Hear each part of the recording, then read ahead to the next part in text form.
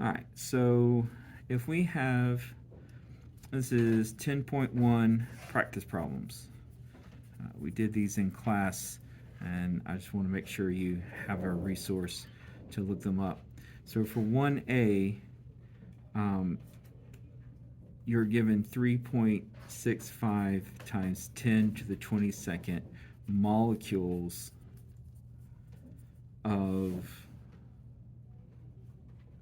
something. I forget what it was. I don't have the book in front of me. But that was the number you were given, and they were molecules. And what you want to do is you want to convert that to the number of moles. All right. And so, of course, remember that moles is like saying a dozen, except it's a much bigger number. The other thing we need to remember is that 1 mole is equal to 6.02 times 10 to the negative 23rd particles. So in the same way that 1 dozen equals 12 things, okay, a mole is 6.02 times 10 to the 23rd. That is a positive 23, not a negative 23. All right, and so that's a very, very large number. It would take you 19 quintillion years to count to that number. Okay, that's a lot.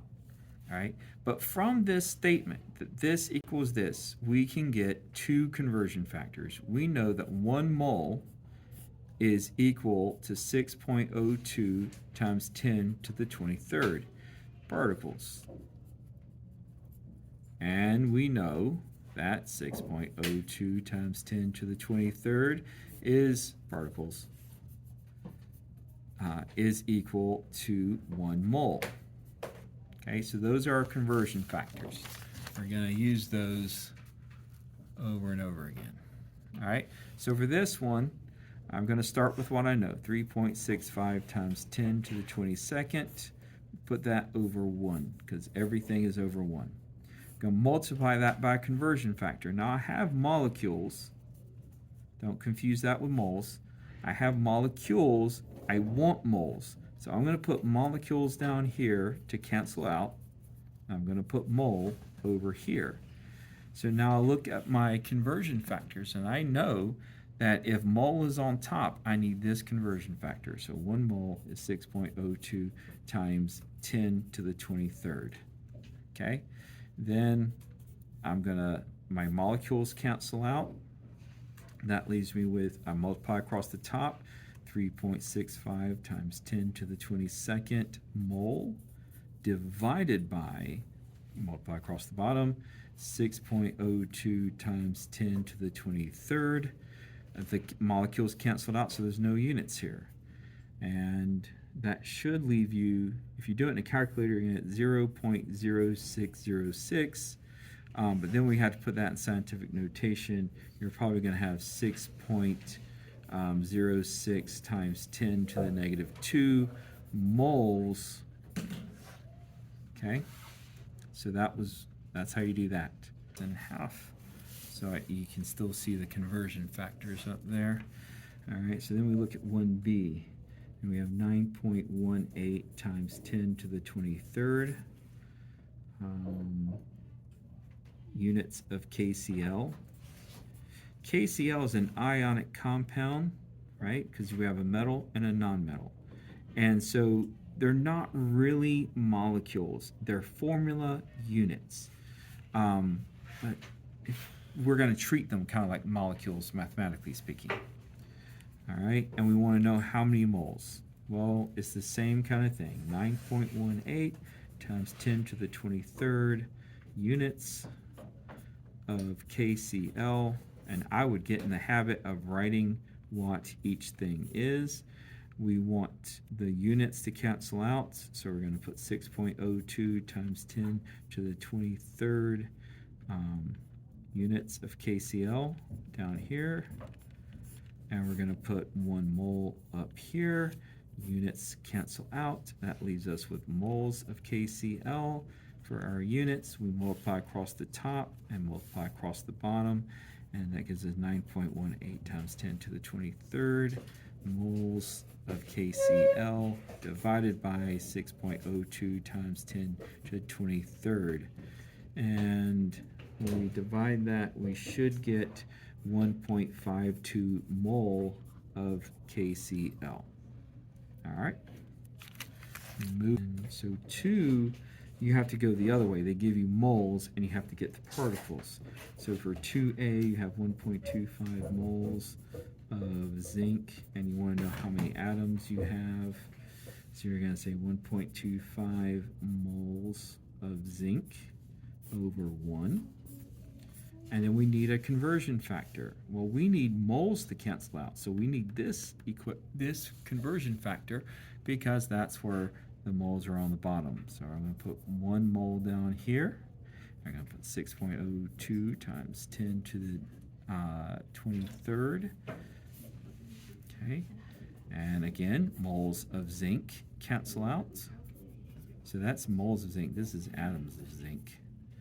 All right, so moles cancel out. We're left with atoms. So we multiply across the top, multiply across the bottom, and so we should end up with 7.52 times 10 to the 23rd atoms. All right, so there you go. You've got to get the conversion factors going for you. All right, for 2B, you have 0.061 moles of CH4, and we want to know how many molecules that is. All right, and so same old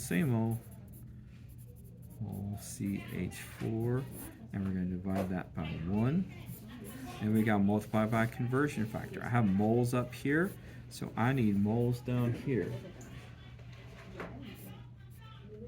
All right, we have 1 mole here, 6.02 times 10 to the 23rd atoms. All right. And so all right, so here you have the molecules, and you're converting from moles to atoms. So moles cancel out, and then you would multiply across the top, multiply across the bottom, and that should leave you with 3.67 times 10 to the 22nd molecules of CH4. Okay. For number 3, it's a little bit different. So for number 3, they're giving us 0.75 moles of propane, and propane is C3H8. What they want to know is how many atoms of carbon there are, specifically carbon. This kind of problem might be worked out in a factory or something where they are refining a material and trying to figure out how much product they can refine. All right, so always, you start out with the known thing. We have 0.750 moles of C3H8 over 1.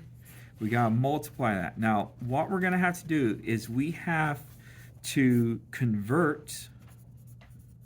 First, we have to convert from moles of C3H8 to molecules. So we're going to go from moles to molecules.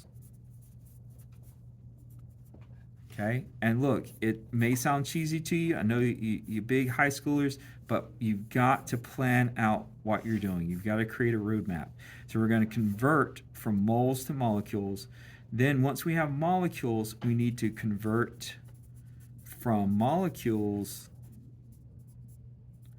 to atoms of carbon. All right. So we're going to put mole down here, and we know that for every 1 mole, we have 6.02 times 10 to the 23rd molecule. All right? So then our moles cancel out and we're left with molecules. And we know that in one molecule of C3H8, there are 3 carbon atoms. So now molecule cancels out and we're left with carbon atoms. So just like every other time, we multiply across the top, multiply across the bottom, and that should give you 1.35 times 10 to the 24th atoms of carbon. And that kind of makes sense. We had less than a mole, and so we would have had less than Avogadro's number of molecules, and then in each molecule we had 3 carbons. So that's what we did. Okay. Number 4 is the same kind of way, so I'm going to skip that. So the video will be a little bit shorter. And then lastly, for 5A and 5B, you have to find the molar mass. And this is going to be very important in the next lesson, okay? And basically, you take something like C2H6, and I have 2 times the mass of carbon, and 6 times the mass of hydrogen, okay? So we substitute in, and we're going to add these together. All right, so we substitute, and we're going to say 2 times 12.00 for carbon, plus 6 times 1.008 for the mass of hydrogen, and that should give you, this is going to be about 24, this is going to be about 6, and so you should end up with 30.07 grams per mole. So that means for every mole of C2H6, you're going to have 30.07 grams of matter. Okay? And so that then becomes a conversion factor, because we know that for every 30.07 grams, we have 1 mole of C2H6.